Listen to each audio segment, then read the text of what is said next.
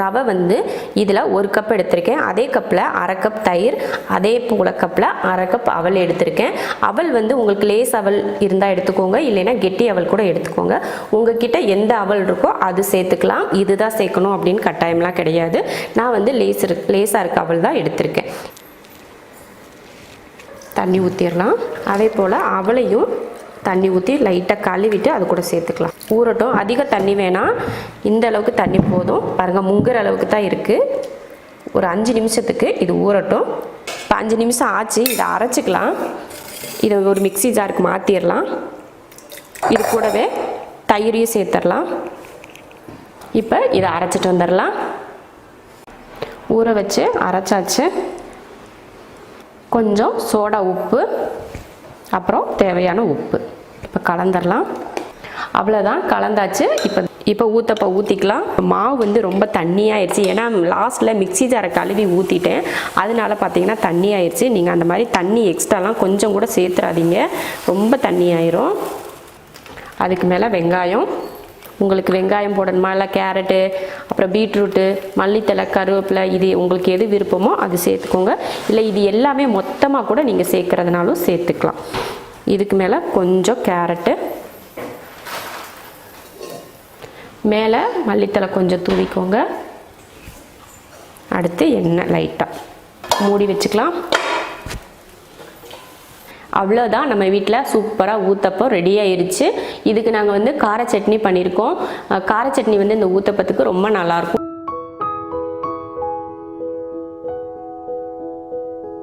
அவல் புட்டு பண்ணுறதுக்கு நான் வந்து சிகப்பு அவல் எடுத்திருக்கேன்.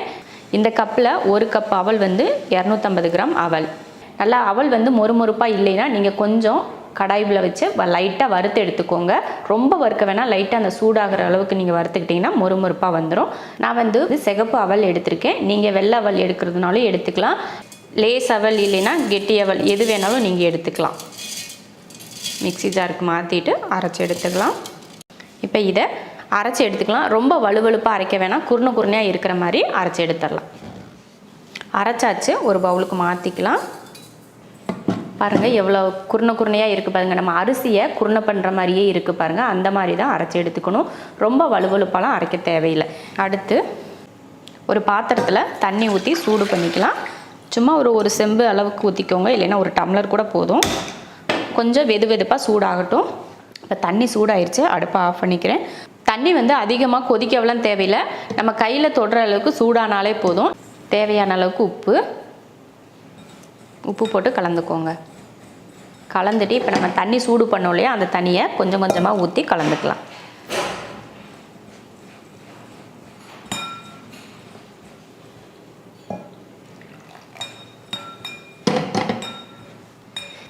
பாருங்கள் நல்லா கலந்தாச்சு. இந்த மாதிரி லைட்டாக தண்ணி வந்து அளவுக்கு அதிகமாக ஊற்றிடக்கூடாது. இந்த மாதிரி பிசைஞ்சிட்டு இந்த மாதிரி பிடிச்சி பாருங்கள். நம்ம கையில் வந்து இப்படி பிடிக்கிறதுக்கு வந்துச்சுன்னா நல்லா அந்தளவுக்கு பிணைஞ்சது சரி அப்படின்னு அர்த்தம்.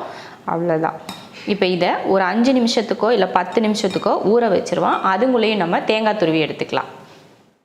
5 நிமிஷம் கிட்ட தான் நான் ஊற வச்சேன். அதுக்குள்ளேயும் தேங்காயும் துருவி எடுத்துகிட்டு வந்தாச்சு. ஒரு அரை மூடி தேங்காயை நான் துருவி எடுத்திருக்கேன். தேங்காய் ரெடியாக இருக்குது. புட்டுக்கு மாவு ரெடி பண்ணி வச்சுட்டோம். இப்போ ஸ்டவ் ஆன் பண்ணி நான் வந்து ஸ்டீமர் வச்சுக்கிறேன். அதில் தண்ணி சேர்த்துக்கலாம். ஒரு செம்பு அளவுக்கு தண்ணி ஊற்றிருக்கேன். அது கொதிச்சுட்டு இருக்கட்டும். நான் வந்து டீ குடிக்கிற டம்ளரில் தான் புட்டு செய்ய போகிறேன். இதில் முதல்ல ஒரு ஸ்பூன் அளவுக்கு தேங்காய் துருவல் சேர்த்துக்கோங்க. சேர்த்தாச்சு. அடுத்து இதில் மாவு சேர்த்துக்கலாம். அடுத்து நம்ம கொலா புட்டெல்லாம் செய்யணும் பார்த்தீங்களா, அந்த மெத்தட்லேயே செய்யுங்க. அப்போ உங்களுக்கு கொலா புட்டு சாப்பிட்ட மாதிரி இருக்கும். அடுத்து இதுக்கு மேலே கொஞ்சம் மாவு போட்டு இதுக்கு மேலே தேங்காய் போட்டுக்கலாம். இதே போல் எல்லா டம்ளர்லேயும் நான் வந்து 4 டம்ளர் எடுத்து வச்சுருக்கேன். அதில் எல்லாத்துலேயும் இதே மாதிரி போட்டு எடுத்துக்கலாம். இல்லைன்னா உள்ளே ஒரு தேங்காயும் லாஸ்ட்டில் ஒரு தேங்காய் மட்டும் கூட நீங்கள் போட்டுக்கிட்டால் போதும். இது ஃபுல்லாக தேங்காய் பாருங்கள். மாவு ஒரு டைம் தான் நான் வந்து தேங்காய் துருவல் போட்டிருக்கேன். அப்புறம் ஃபுல்லாக இந்த புட்டு மாவு போட்டாச்சு. அதுக்கு மேலே தேங்காய் துருவல் வச்சுக்கிறேன். இந்த மாதிரி கூட வச்சுக்கலாம், அது உங்கள் விருப்பம். இதே போல் மற்ற எல்லாத்துலேயும் போட்டு எடுத்து வச்சுக்கலாம். பாருங்கள், இது போல் நான் 4 டம்ளரில் ரெடி பண்ணி வச்சுருக்கேன். தண்ணி பார்த்திங்கன்னா நல்லா கொதிச்சிருச்சு பாருங்கள். இப்போ இது மேலே இந்த ஸ்டீமர் மேலே ஒரு அடுக்கு இருக்குது பார்த்திங்களா, அதையும் வச்சுக்கிறேன். அதுக்கு மேலே நம்ம புட்டை எடுத்து வச்சிடலாம்.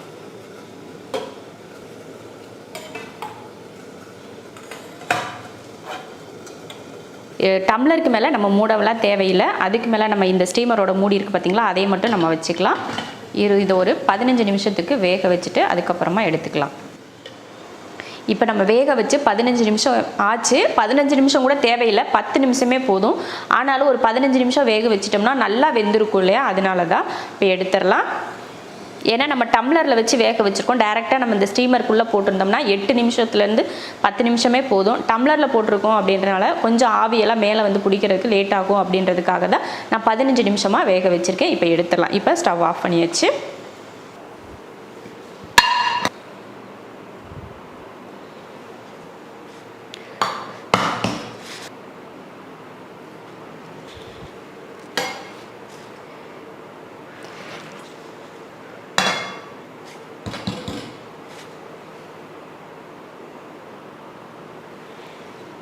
பாருங்கள், சூப்பரான ஒரு பிரேக்ஃபாஸ்ட் ரெசிபி ரெடி ஆயிடுச்சு. இது கூட நீங்கள் நாட்டு சக்கரை இல்லைன்னா வெல்லம், அப்புறம் நம்ம வெள்ளை சக்கரை இருக்குல்ல, இதெல்லாம் வச்சு நீங்கள் சாப்பிட்டிங்கன்னா அவ்வளோ அருமையாக இருக்கும். இந்த மாதிரி லைட்டாக சக்கரை போட்டு அப்படியே எடுத்து சாப்பிட்டிங்கன்னா அவ்வளோ சூப்பராக இருக்கும். புட்டு நம்ம ராகி புட்டு, அரிசி மாவு புட்டு இந்த மாதிரி சாப்பிட்றத விட இந்த புட்டு நீங்கள் ரொம்ப ஈஸியாகவும் செஞ்சிடலாம். ரொம்ப ருசியாகவும் இருக்கும், உடம்புக்கு ரொம்ப நல்லதும் கூட. நான் வந்து இப்போ அவசரத்துக்கு வந்து சக்கரை சேர்த்துக்கிட்டேன். நீங்கள் வந்து நாட்டு சக்கரை இதில் சேர்த்துக்கிட்டிங்கன்னா அவ்வளோ ஹெல்த்தியான ஒரு பிரேக்ஃபாஸ்ட் இது. அப்புறம் ஸ்நாக்ஸ் ரெசிபியாக கூட இதை நம்ம சாப்பிட்லாம். நம்ம டம்ளரில் பண்ணுறது பார்த்திங்கன்னா கொலா புட்டு உங்களுக்கு சாப்பிட்ட ஃபீல் அப்படியே இருக்கும். ஏன்னா பார்த்திங்கன்னா தெரியும் கொலா புட்டு எப்படி நம்ம செய்வோமோ அதே போலயே இருக்குது. டம்ளரில் மட்டும் நீங்கள் இந்த மாதிரி வச்சு நீங்கள் எடுத்துக்கோங்க.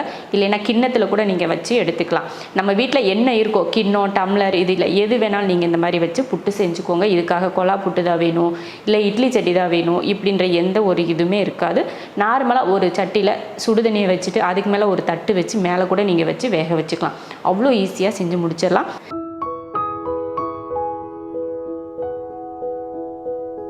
ரவா தோசை பண்ணுறதுக்கு இதில் 1 கப் ரவை எடுத்திருக்கேன். வெள்ளை ரவை தான், அதுவும் வறுக்காத ரவை. கடையில் வாங்கினா அப்படியே போட்டிருக்கேன், நான் தனியாக வறுக்கலாம் இல்லை. அதில் 1 கப் 250 கிராம். அதைய ஒரு மிக்ஸி ஜாரில் சேர்த்துக்கலாம். சேர்த்துட்டு இதையை அரைச்சி எடுத்துக்கலாம். இப்போ அரைச்சாச்சு. பாருங்கள், ரொம்ப மாவாகவும் இல்லாமல் ரொம்ப குருணையாகவும் இல்லாமல் ஓரளவுக்கு நல்லா மாவாக இருக்கிற மாதிரி அரைச்சிருக்கேன். அதுக்காக ரொம்ப மாவாக இருக்காது, கொஞ்சம் குருணை இருக்க தான் செய்யும். அந்த மாதிரி அரைச்சிக்கோங்க. அரைச்சிட்டு இதை ஒரு பவுலுக்கு மாற்றிடலாம்.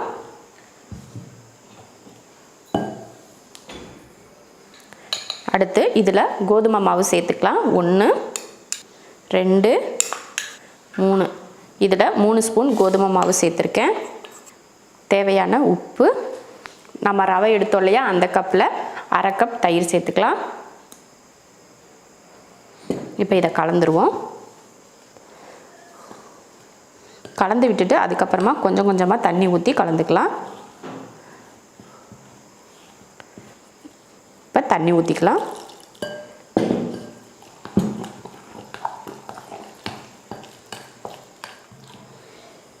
பாருங்கள், நல்லா கலந்தாச்சு நம்ம தோசை மாவு பக்குவத்துக்கு.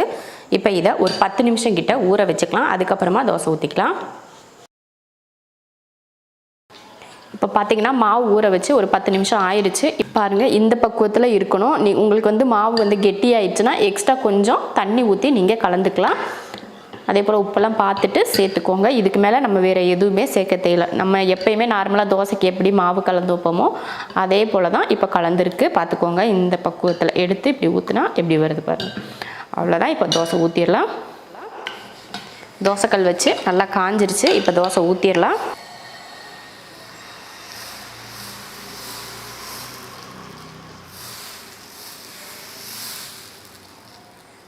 அடுத்து எண்ணெயை ஊற்றிடலாம் மேலே. உங்களுக்கு என்ன விருப்பமோ, நெய், எண்ணெய் இல்லைன்னா தேங்காய் எண்ணெய், இது எது வேணாலும் நீங்கள் ஊற்றிக்கலாம். இப்போ பார்த்தீங்கன்னா தோசை நல்லா வெந்து நல்லா செவந்து வந்திருக்கு பாருங்கள். இப்போ எடுக்கலாம். பாருங்கள் எவ்வளோ சூப்பராக மொறுமொறுப்பாக நம்ம அரிசி மாவு அரைச்சி எப்படி தோசை செய்வோமோ அதே போல் வந்திருக்கு பாருங்கள். ரொம்ப சூப்பராக இருக்குது. நம்ம எப்பயுமே அரிசி ஊற வச்சு அரைச்சி தோசை, அரிசி மாவில் தோசை செய்வோம் பார்த்தீங்களா, அதே போல் இருக்குது. மொறுமொறுப்பு டேஸ்ட்டு எல்லாமே. நம்ம தயிரில் ஊற்றினோம் பார்த்தீங்களா, அந்த புளிப்பு கூட இருக்குது. ஏன்னா நம்ம மாவெல்லாம் அரைச்சி புளிக்க வைப்போம்னா அதே ஃபீல் அப்படியே இருக்குது. டேஸ்ட்டும் சூப்பராக இருக்குது. அது கொஞ்சம் தேங்காய் சட்னியும் நான் கார சட்னியும் வச்சுருக்கேன். நீங்கள் இதுக்கு சாம்பார் இந்த மாதிரி கூட வச்சு சாப்பிட்டுக்கலாம். நம்ம வீட்டில் எப்பயுமே மாவு அரைச்சி வச்சுருப்போம் தோசை ஊற்றுறதுக்கு அப்படின்னு சொல்லிட்டு இருக்காது இல்லையா, ஏதோ ஒரு நாள் இல்லாமல் இருக்கும் இல்லையா, அந்த நேரத்தில் ஒரு கப் ரவை இருந்துச்சுன்னா அதை போட்டு லைட்டாக அரைச்சிக்கோங்க. ரொம்ப குருணையாக, ரொம்ப வலுவலுப்பாலாம் அரைக்க வேணாம், கொஞ்சம் குருணையாக இருக்கிற மாதிரி அரைச்சி எடுத்துகிட்டு இது மாதிரி செஞ்சிட்டிங்கன்னா அவ்வளோ அருமையாக இருக்கும். ஒரு 10 நிமிஷத்தில் ஒரு பிரேக்ஃபாஸ்ட்டு இல்லைன்னா டின்னருக்கு நீங்கள் இதை செஞ்சுக்கலாம். அவ்வளோ ஈஸியாக இருக்கும், அவ்வளோ ருசியாகவும் இருக்கும்.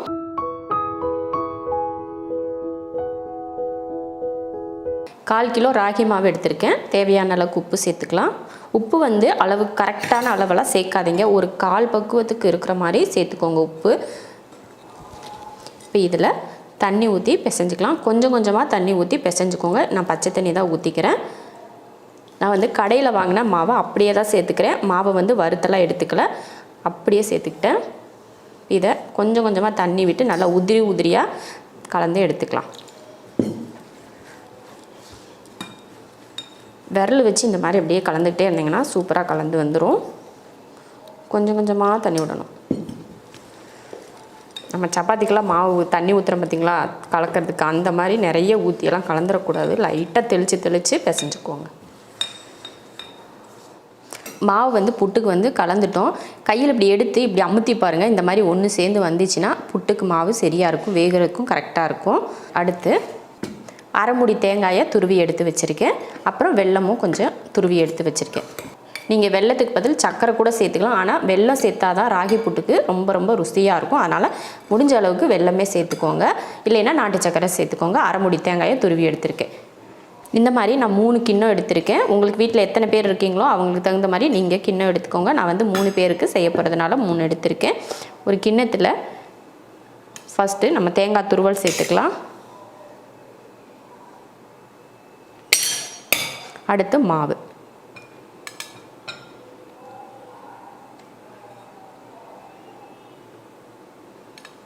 புட்டு மாவு சேர்த்துட்டு அதுக்கு மேலே வெல்லம் போட்டுக்கோங்க. உங்கள் இனிப்பை பொறுத்து நீங்கள் வெல்லம் சேர்த்துக்கோங்க. ஒரு 2 ஸ்பூன் அளவுக்கு நீங்கள் சேர்த்துக்கிட்டிங்கன்னா உங்களுக்கு இனிப்பு வந்து கரெக்டாக இருக்கும் ஒருத்தர் சாப்பிட்றதுக்கு. இந்த அளவுக்கு சேர்த்துட்டு அதுக்கு மேலே கொஞ்சம் தேங்காய் சேர்த்துக்கலாம்.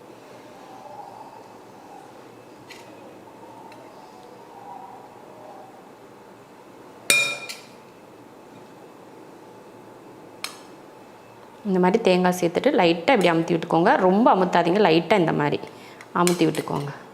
அமுத்திட்டு இதுக்கு மேலேயும் நம்ம மாவு சேர்த்துடலாம்.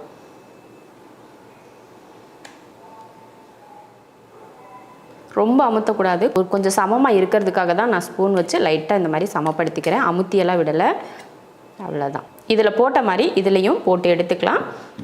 இப்போ 3லேயுமே மாவு போட்டு எடுத்தாச்சு.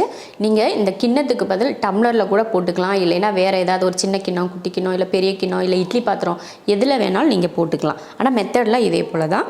அடுத்து இப்போ தண்ணி வச்சுக்கலாம். ஒரு செம்பு தண்ணி ஊற்றிக்கலாம். தண்ணி ஊற்றிட்டு ஸ்டவ் ஆன் பண்ணிடலாம்.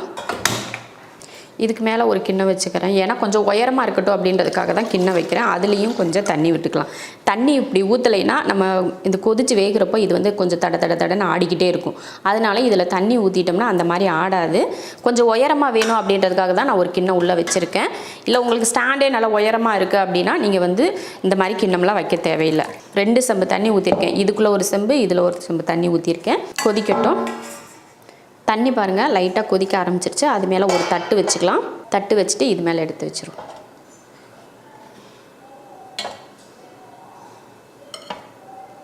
வச்சுட்டு இதை மூடி வச்சிடலாம். மூடி வச்சுட்டு ஒரு 10 நிமிஷத்துக்கு வேக வச்சுக்கலாம். இப்போ 10 நிமிஷம் ஆச்சு, எடுத்துடலாம். பாருங்கள் நல்லா கலர் மாதிரி வந்திருக்கு. இப்போ அடுப்பு ஆஃப் பண்ணிடலாம். ஆஃப் பண்ணிவிட்டு எடுத்துடலாம். பார்த்துட்டு எடுங்க பொறுமையாக. பார்த்தீங்கன்னா தண்ணியும் பாருங்கள் கரெக்டாக இருக்குது. இது வந்து கொஞ்சம் வெயிட்டுக்காக தான் நான் இதை தண்ணி இதில் ஊற்றினேன். நீங்கள் வந்து ஸ்டாண்ட் அதிகமாக இருந்துச்சுன்னா இந்த மாதிரி பாத்திரம் வச்சு நீங்கள் தண்ணி ஊற்ற தேவையில்லை. நான் உயரம் வேணுன்றதுக்காக தான் வச்சேன். நல்லா கொஞ்சம் நேரம் ஆற விட்டுக்கோங்க. ஏன்னா கையில் வந்து தொட முடியாது. நீங்கள் சாப்பிட்றதுக்கு எடுக்கணும்னா இப்படியே கூட நீங்கள் ஸ்பூன் வச்சு ஒவ்வொரு கிண்ணத்தை ஒவ்வொருத்தர் கையில் கொடுத்துட்டிங்கன்னா ஒரு கரெக்டான ஒரு பிரேக்ஃபாஸ்ட்டுக்கு சரியாக இருக்கும். இந்த மாதிரி ஒரு கிண்ணம் நீங்கள் ஸ்பூனும் இந்த ஒரு இதுவும் கொடுத்துட்டிங்கன்னா இனிப்பு தேங்காய் எல்லாமே உள்ளே இருக்குது பார்த்திங்களா, இந்த மாதிரி எடுத்து சாப்பிட்றதுக்கு நல்லாயிருக்கும். இப்போ இதை ஒரு பிளேட்டுக்கு மாற்றிடலாம்.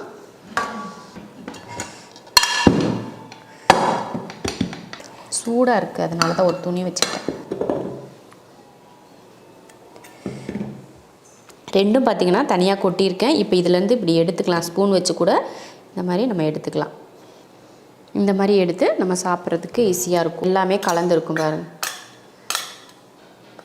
சூப்பராக ஒரு பிரேக்ஃபாஸ்ட்டுக்கு நம்ம வந்து ராகியில் புட்டு செஞ்சுட்டோம். இதே போல் நீங்களும் ஏதாவது ஒரு பாத்திரம், வீட்டில் இருக்கிற பாத்திரத்தை வச்சு இந்த மாதிரி ஒரு கிண்ணத்துலேயோ இல்லை டம்ளர்லையோ எதுலேயோ வச்சு இந்த மாதிரி ராகி புட்டு செஞ்சுக்கோங்க.